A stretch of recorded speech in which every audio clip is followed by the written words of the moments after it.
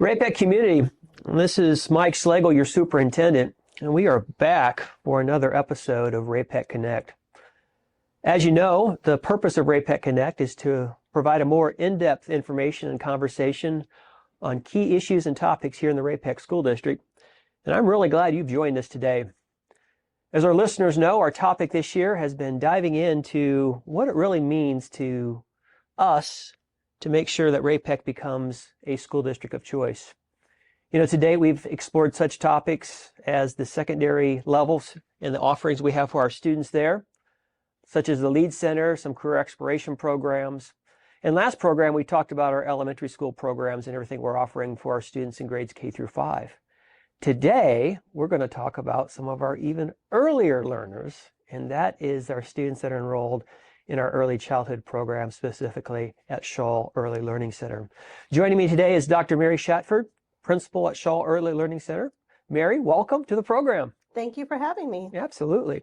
So when we talk about school district of choice and how we are trying to make a plethora of options for kids across our spectrum from early childhood all to 12, obviously your area of responsibility and love and care and nurture is with our early childhood learners. Mm-hmm.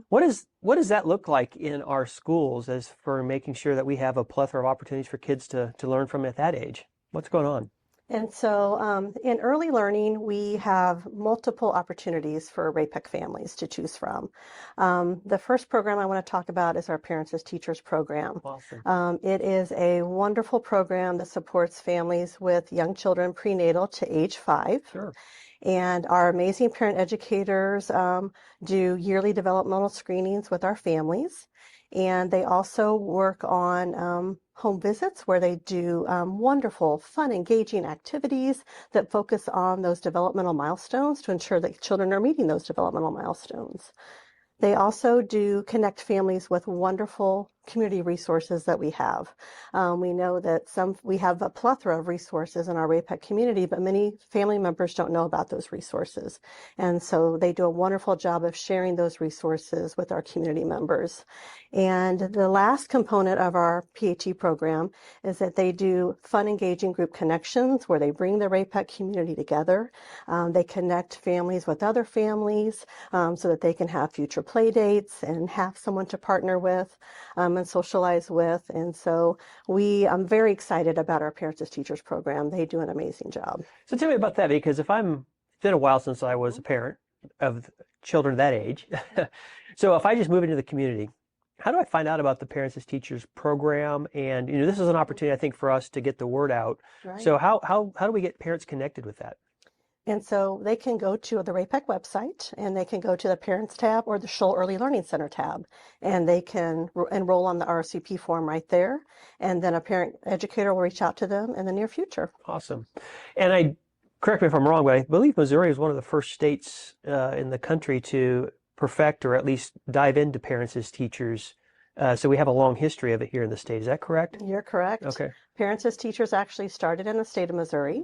And Missouri is the only state that Parents as Teachers is run through the Department of Elementary and Secondary Education. Wonderful. So every school district in the state of Missouri is required to have a Parents as Teachers program. And they have high standards for it, as they should. Yeah, absolutely. And we have some great parent educators. Mm-hmm. I've watched them work. In fact, I followed one around last year when we did a staff spotlight. Yes, Miss Vicki. Yeah. Great opportunity for our kids to actually get connected before school starts, actually formal school starts. Yes, being a parent is hard. It is hard. And it's challenging. And our parent educators do a wonderful job of supporting families to help them be their best child's first teacher. Absolutely. And you say even prenatal care. Yes. So tell me about that. What does that look like? And so if a family who's already in the program or not yet in the program becomes pregnant, they can sign up for Parents as Teachers, and they will work with them on, again, activities and things that they can do to ensure that they have a safe and healthy pregnancy and connect them to those great resources. And not only is parenting hard, but none of us know what we're doing when we first become parents. So that kind of resource is invaluable. So it really is. Yeah. It's a great program. Tell me more. What else do you have going on? And so at Shull Early Learning Center, we offer pre-kindergarten to our 4-year-olds who are 4 before August 1st. Okay. And so we have two different pre-K programs that we offer.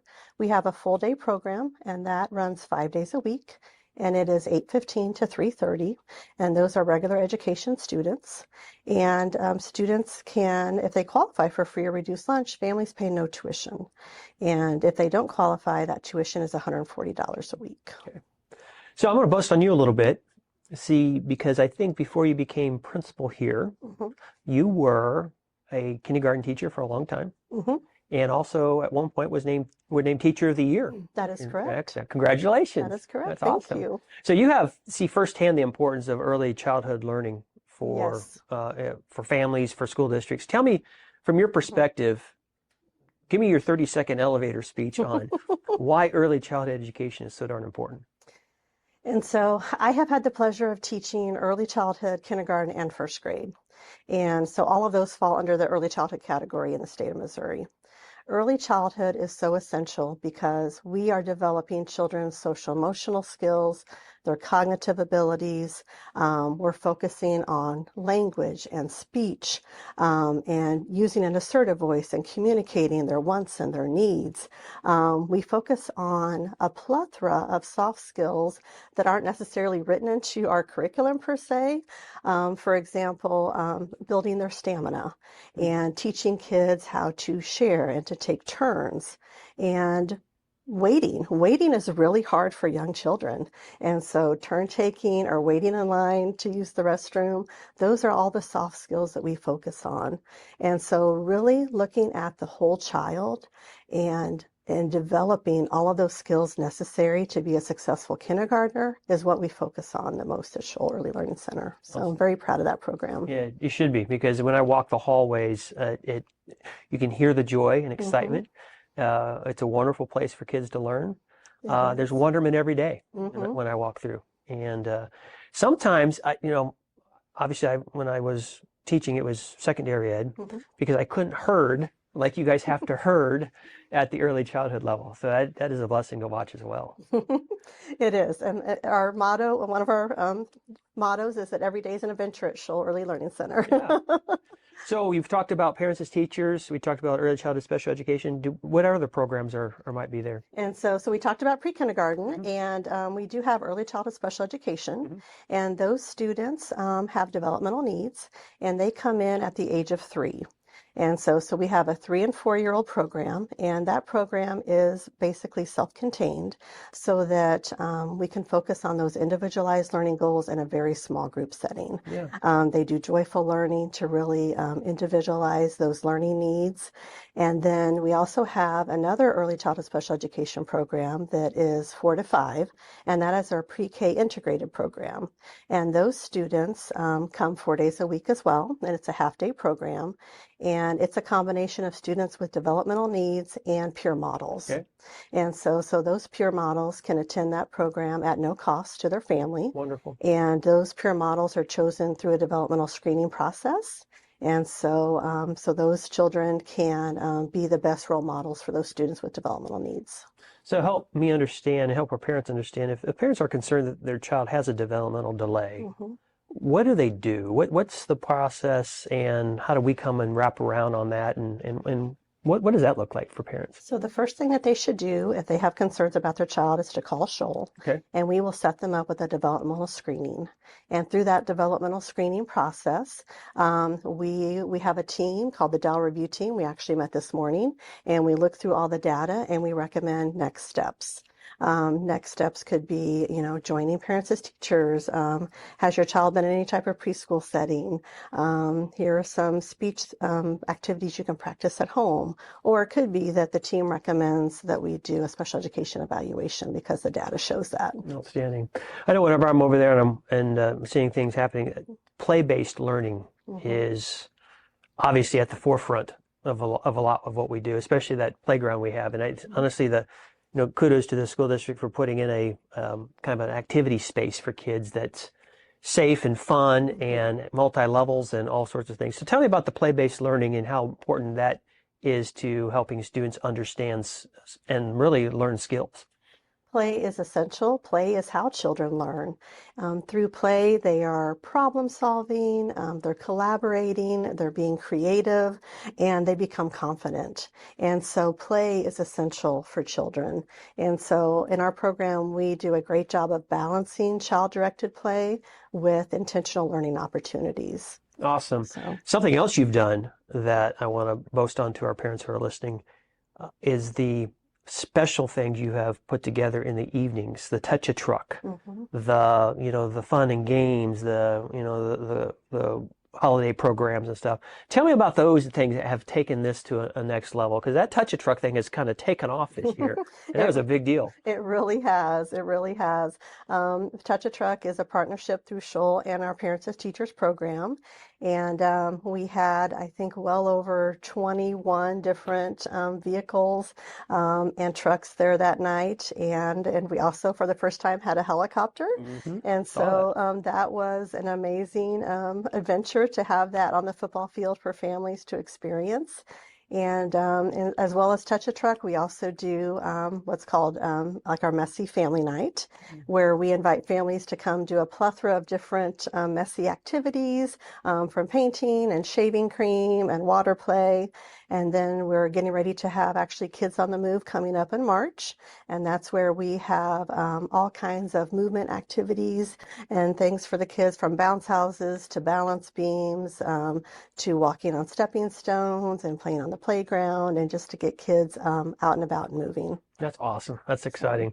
The excitement that I saw at the Touch a Truck night, it was a special time, because kids were there with their eyes wide open, and it was a great community event. So It was. We had over 500 people there that night. yeah, It was wonderful. so all this is around, everything we're doing is to build a learner profile and the brain development piece that is so important in this age. How else are we doing that, and what else can you say about the brain development at an early age and how important that is down the road for kids?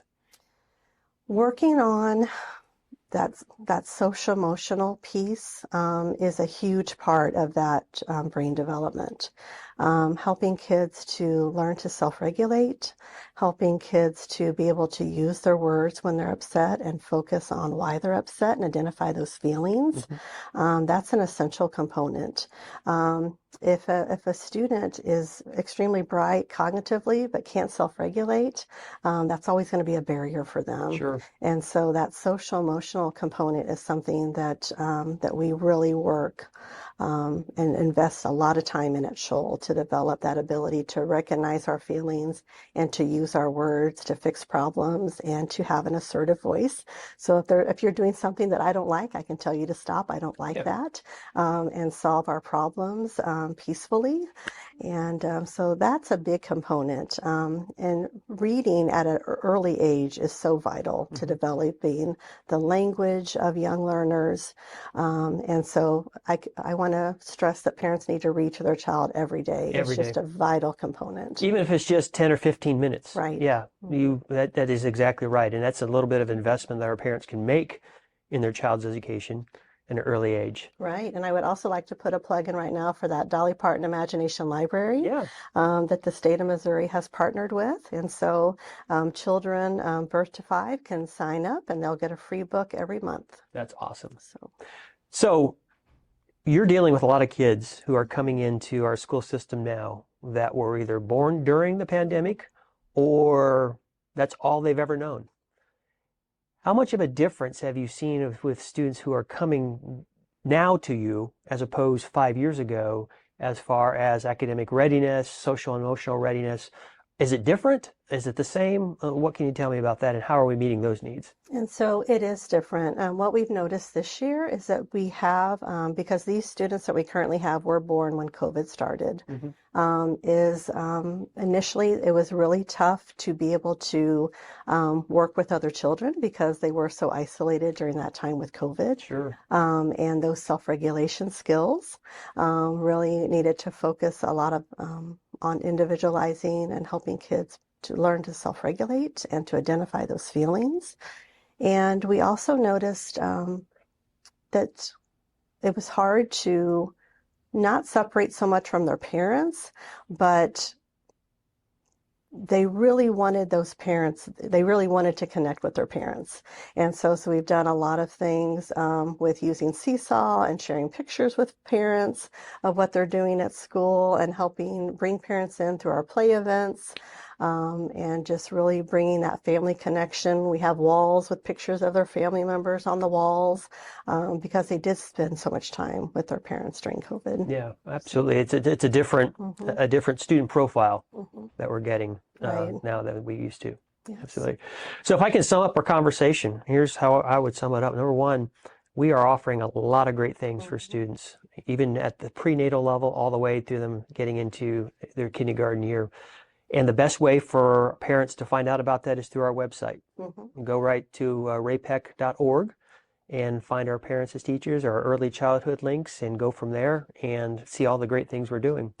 The other thing I think I heard from you is that parents need to read to kids each and every day to help develop those skill sets and language skills. They do. That language is so vital. Absolutely. So vital to that cognitive development. So, Dr. Shatford, thank you for being here today. thank you. Outstanding work over at Shull Early Learning Center and with our staff. And thank you. I appreciate everything you're doing over there. So thank you so much. Absolutely. I'm very blessed to work with an amazing staff at Shull. Awesome. Ray-Pec community, thanks for listening today. We're continuing to explore the concept of Ray-Pec becoming a school district of choice and why that matters to students and parents. Thank you to Dr. Shatford for being here today. I'm Mike Slagle, the proud superintendent of this amazing district. Be sure to look for our next edition of Ray-Pec Connect coming sometime in March. Until then, have a great day, and thank you for listening.